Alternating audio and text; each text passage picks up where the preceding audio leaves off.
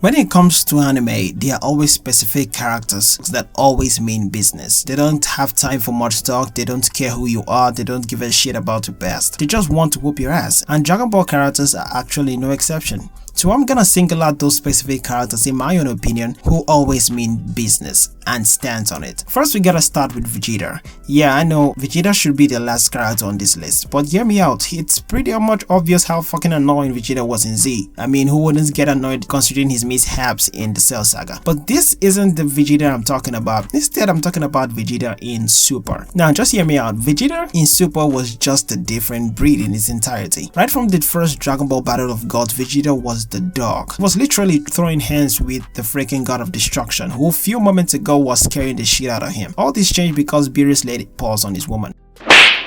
I mean, he did get bodied at the end, but still, dude was ready to risk it all for his woman. That deserves mad respect, not gonna lie. Second entry, or rather display of Vegeta's stance in business would be in Resurrection F. And I'm gonna talk about what he did to two specific characters, Ginyu and the racist lord himself, Frieza. Let's start with Ginyu. You see, Ginyu was a threat in OG Dragon Ball Z. His abilities were straight up broken, able to switch bodies with anyone and can keep it, which is actually something to think about. Seeing him return in Resurrection F made me wonder just how troublesome he would be in the arc, but to my very surprise, my guy got deleted. Just like that. He didn't even have a moment to shine. Vegeta just spotted this guy and went like, "We tired of playing with your ass, nigga. Today your ass is gonna die, bitch. Say goodnight, motherfucker."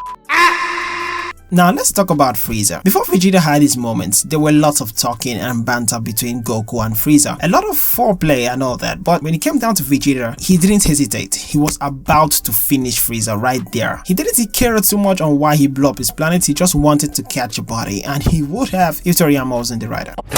Know your fucking place, trash!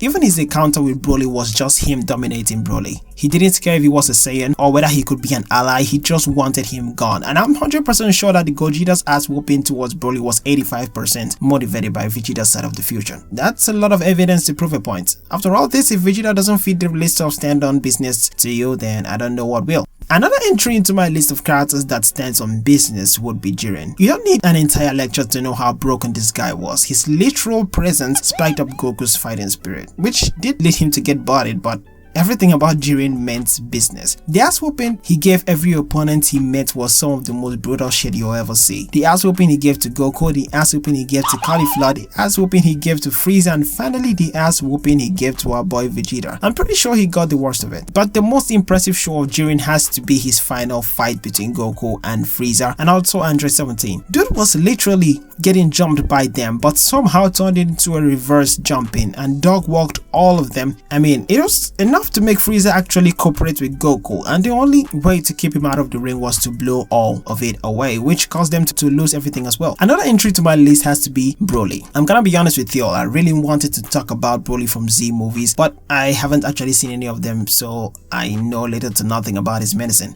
But I do know he's a menace, that I know for sure. But rather, let's talk about Broly from Super. My guy really stood on business. He was ready to throw hands with Goku and Vegeta, not giving a shit about the number of transformations they got. He was just there for the ass whooping. And you know Broly stands on business when talk no jutsu itself doesn't work on him. Don't have to listen to what the others tell you to do.